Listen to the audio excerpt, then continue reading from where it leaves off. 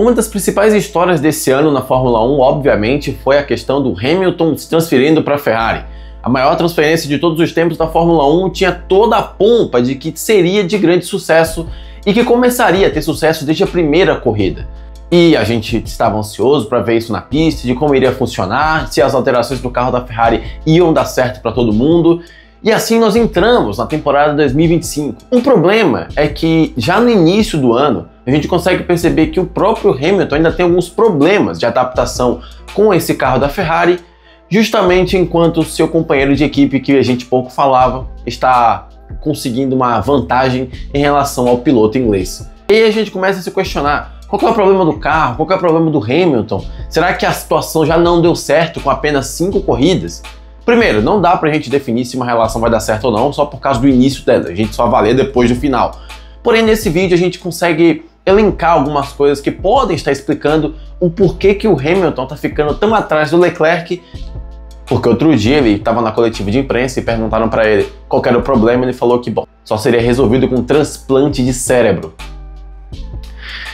E isso é bem preocupante. Então cá estou aqui para comentar isso com vocês. Senhoras e senhores, bem-vindos a mais um vídeo. Eu sei, eu falei na aba da comunidade que eu ia tirar uns diazinhos de folga, mas eu não consigo ficar longe de vocês, olha só. Caso seja novo por aqui, inscreva-se no canal e clica aqui no like para ajudar esse vídeo na divulgação desde já. E é o seguinte, no começo da temporada a gente não falava do Leclerc em momento algum, e quando os carros foram para a pista, ele está conseguindo uma enorme vantagem em relação ao Hamilton.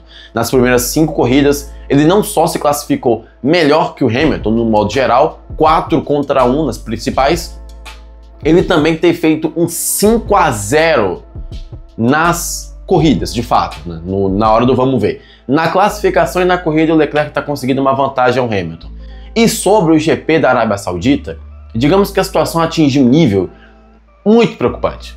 Porque digamos que a distância entre o Leclerc, o terceiro colocado, e o Hamilton, que ficou um pouco atrás, foi de 30 segundos. A gente está falando de um piloto como é o Leclerc, que é um bom piloto, só que o Hamilton ficar 30 segundos atrás do companheiro de equipe com o mesmo carro não é uma situação que a gente pode considerar normal, porque não é. O próprio Hamilton, inclusive, admitiu isso, dizendo que ele não sabe ao certo apontar qual que é o problema ou o que é que ele tem que fazer para arrumar uma solução, já que é sendo uma coisa mais complexa. E também ele elogiou o companheiro dizendo que ele não tinha como inventar uma desculpa para não ter resultado, enquanto o companheiro de equipe conseguiu um terceiro lugar.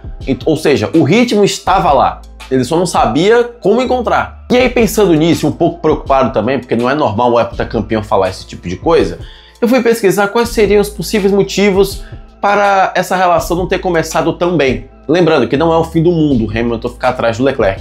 Porém, pela hype que a gente tinha no início da temporada, é algo que chama a atenção da gente. E aí eu fui estudar, fui ver alguns vídeos, fui ver algumas análises para tentar entender qual que é o problema do piloto com o carro e vice-versa. E eu encontrei algumas coisas. Por uma questão de adaptação, e é uma questão normal, e você sabe muito bem disso quando você troca de carro, os pilotos levam um certo tempo para se adequar com o jeito que o carro se comporta, que as características de cada carro e até mesmo algumas peças de cada carro, como é o caso do carro da Ferrari. O sistema de freio da Ferrari é diferente do sistema de freio da Mercedes, equipe que o Hamilton esteve por muitos anos. Então ainda leva um tempo para se acostumar. Além disso, tem uma questão que eu não encontrei a tradução perfeita para o português, que é o engine braking, que é quando você tira o pé numa curva e deixa o carro rolar. É como se você deixasse o motor mesmo se desacelerar. Então, até você se acostumar com o jeito que o motor se comporta e como isso pode te ajudar na entrada e na saída de uma curva, leva um certo tempo. E é totalmente natural que um piloto passe por isso. Um outro piloto que se viu numa situação como essa foi o Carlos Sainz, que ele acabou de chegar na Williams. A diferença é que logo depois que o Sainz chegou na Williams, poucas corridas ele já conseguiu andar no mesmo nível que o Alexander Albon, enquanto o Hamilton ainda está sofrendo um pouco com isso. Isso quer dizer que o Sainz é muito mais piloto que o Hamilton, ou que o Hamilton é um piloto superestimado? Não, não é assim que funciona, não é tão direto assim. Mas enfim, só deixando esse disclaimer aqui, vamos seguir com os possíveis motivos. E aí essa questão da adaptação afeta diretamente nos lugares da pista que o Hamilton perde tempo. Eu vi algumas análises apontando não só a telemetria dos pilotos, como também como os novos carros desse regulamento acabam afetando ou pelo menos sendo uma espécie de anti-Hamilton na pista. Porque o que acontece?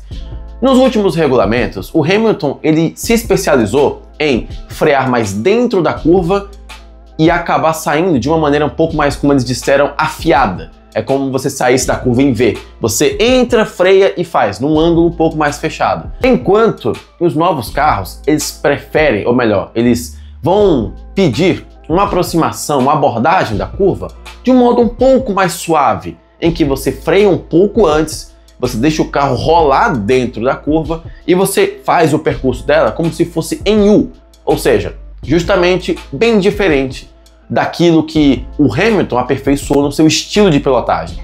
E é mais ou menos ali em que ele poderia também perder tempo. Só que ainda tem mais da onde tirar desses motivos. Porque não são só esses. Não são só essas partes teóricas. Tem uma parte extremamente visível que a gente pode ver. Em determinados setores da pista de Jeddah, lá na Arábia Saudita, pediam que o piloto sentisse cada vez mais confiança no próprio taco e no próprio carro, porque a qualquer momento você pode perder e bater no muro, que é natural.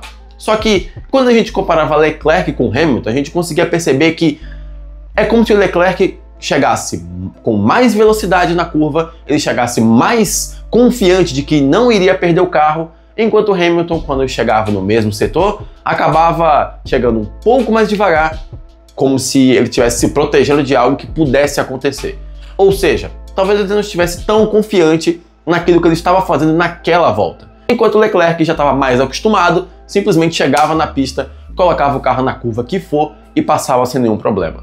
O resultado a gente viu na pista, Leclerc ficando meio segundo mais rápido que o Hamilton numa classificação. O Hamilton era um ótimo classificador nos últimos tempos, a gente sabia muito bem, ele era um ótimo classificador, se não o melhor classificador. Então é muito estranho. E ao mesmo tempo a gente não pode falar que o Hamilton tá acabado porque ele tá tomando meio segundo do Leclerc. Na verdade a gente tem que elogiar o Leclerc, coisa que a gente não tá fazendo. E no meio disso tudo, a gente tem sempre que lembrar de um fator principal. Repare que todos esses motivos acabam se unindo em um só. É como se eles fossem parte de um todo, que é o Hamilton simplesmente não se deu bem com esse novo regulamento. Pelo menos por enquanto. Claro que pode muita coisa acontecer daqui a um tempo, ele simplesmente começar a ganhar todas as corridas a partir de agora, principalmente depois da diretiva, da flexibilidade da asa, mas o Hamilton ele não se adaptou muito bem a esse novo regulamento, justamente porque ele prefere um estilo de pilotagem que seja um pouco mais cauteloso nas curvas, que exija mais confiança no carro, coisa que, sejamos honestos, Hamilton confiar no carro nesse novo regulamento não tem lá sido uma experiência muito boa desde a Mercedes, e por mais que ele esteja numa nova equipe, é um processo de adaptação às novas peças, é um processo contínuo ainda de adaptação ao novo regulamento e também de um pouco de reflexão, que é, eu devo continuar com o meu estilo de pilotagem ou eu devo tentar mudar e eu não sei o que vai acontecer. Enquanto isso, ele acaba perdendo tempo nas curvas e também a falta de confiança no próprio carro. Senhores, o que a gente pode concluir com isso? É um processo. E que bom para o Hamilton que esse último ano de regulamento está acabando. O próximo vai exigir uma abordagem diferente. Então, para ele pode ser muito bom. E enquanto isso, a gente, caso o Hamilton não melhore, vai ter que escutar muita coisa na coletiva que não são coisas que animam a torcida, não são coisas que animam os fãs do Hamilton. E infelizmente pode ser um prato cheio para muita gente pesar a mão nas críticas. E lembrando, isso não significa que o Hamilton é superestimado, isso não significa que o Hamilton está acabado. Tudo bem, ele tinha a missão de se adaptar ao novo carro, independentemente de qual seja. Ele é um piloto de Fórmula 1, ele é um heptacampeão. Tudo bem, mas isso não significa que o piloto já era, que o piloto já acabou, que ele é superestimado. Não é o fim do mundo, tá? Por favor. A gente não vai precisar jogar a carreira do Hamilton numa lixeira só porque ele não conseguiu bater de frente com o próprio companheiro de equipe em 5 corridas. Ainda faltam mais, nem sei quantas faltam mais, mas faltam muitas ainda. Então, tenhamos calma, até mesmo nas críticas. Mas sim, a gente pode dizer que o Hamilton está se devendo nesse início de temporada da Ferrari, e isso não é nenhum problema, não estou sendo injusto com ele mesmo sabe que ele não está entregando aquilo que ele deveria entregar. Mas é isso, senhores, esse é o vídeo de hoje. Acho que eu consegui ser um pouco justo também nas críticas, e até mesmo mostrar para vocês aquilo que eu encontrei, que eu pesquisei, que eu assisti. Vou deixar as fontes aqui embaixo para vocês verem também. Eles vão estar em inglês, mas os que falam inglês, por favor, assistam para ver se estou errado ou não. Eu quero saber a sua opinião, comenta aqui embaixo. Se você gostou desse vídeo, clica aqui no like, se inscreve e eu te vejo no próximo vídeo para falar de Fórmula 1. Até lá, até o próximo. Fica bem.